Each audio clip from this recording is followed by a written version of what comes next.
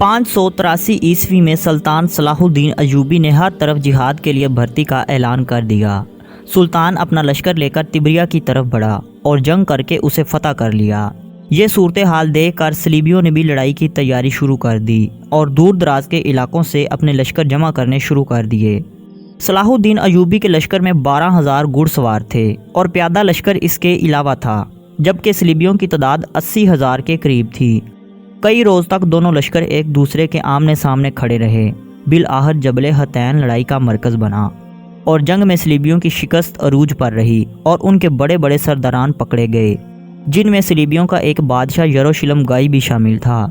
عماد الکاتب کا کہنا ہے کہ اس دن جنگ میں اتنے صلیبی قتل اور گرفتار ہوئے کہ لاشوں کو دیکھ کر ایسا لگتا تھا جیسے پوری فوج قتل کر دی گئی ہو، اور گرفتار قیدیوں کو دیکھ کر ایسا لگتا تھا جیسے پوری کی پوری فوج گرفتار کر لی گئی ہو۔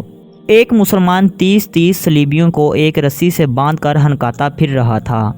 اس جنگ میں صلیبیوں کی ساری قوت کو پارا پارا کر دیا گیا اور ان کی بڑی اور سب سے مقدس صلیب بھی مسلمانوں کے ہاتھ آ گئی، اور صلیبیوں کا ایک مشہور جنگجو بادشاہ ریجینالڈ، جس نے ایک بار مسلمانوں کے ایک قافلے کو گرفتار کر لیا تھا اور جب مسلمانوں کو قتل کرنے لگا تو مسلمانوں سے کہا، اب تم محمد صلی اللہ علیہ وآلہ وسلم کو اپنی مدد کے لیے کیوں نہیں بلاتے؟ وہ مالون بھی اس جنگ میں مسلمانوں کے ہتھے چڑھ گیا۔ صلاح الدین ایوبی نے کہا کہ اب محمد صلی اللہ علیہ وآلہ وسلم کی طرف سے مدد آ چکی ہے۔ اسے قتل کرنے سے پہلے اسے اسلام قبول کرنے کی بھی پیشکش کی گئی۔ پھر صلاح الدین ایوبی نے اسے قتل کر دیا۔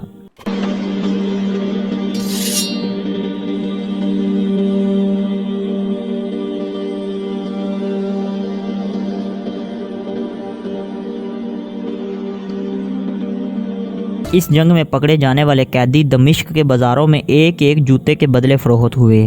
اس کے علاوہ اور بھی سارے علاقے جنگ کے ذریعے فتح کرنے کے بعد سلطان صلاح الدین ایوبی نے اپنا رخ اپنی اصل منزل مقصود بیت المقدس کی طرف کیا۔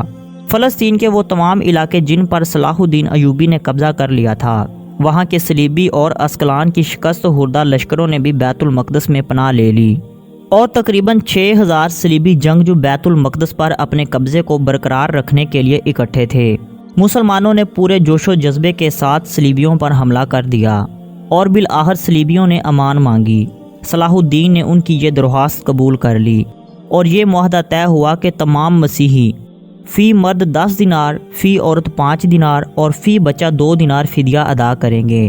40 دن کے اندر اندر جو بھی فدیہ ادا نہیں کرے گا وہ غلام کہلائے گا۔ اس معاہدے کے بعد جمعہ کے دن 27 رجب 583 عیسوی یعنی کہ ستمبر 1187 کو بیت المقدس کو مسلمانوں کے حوالے کر دیا گیا۔ 91 سال ظلم و بربریت کا چلنے والا ایک ایسا دور ختم ہوا جس نے مسلمانوں کے سر شرم سے جھکا رکھے تھے۔ جب صلاح الدین ایوبی مسجد اقصی میں داخل ہوئے تو مسجد کے ایک کونے میں خنزیر بندھے ہوئے تھے اور دوسرے کونے میں فوج کے لیے بیت الخلاء بنے ہوئے تھے اور محراب کو بند کر دیا گیا تھا۔ مسلمانوں نے فوراً پوری مسجد کی صفائی کر کے قیمتی قالین بچھائے۔ شعبان کے پہلے جمعے میں 91 سال بعد مسجد اقصی میں دوبارہ اذان کی آواز گونجی۔ اللہ اکبر، اللہ اکبر، اور مسجد کے منبر سے خطبہ دیا گیا۔ سلطان نے اظہار تشکر کے لیے گنبد صحرا میں نماز ادا کی، کیونکہ حضرت عمر رضی اللہ تعالیٰ عنہ کے بعد سلطان صلاح الدین ایوبی کو بیت المقدس کی فتح کا اعزاز حاصل ہوا تھا۔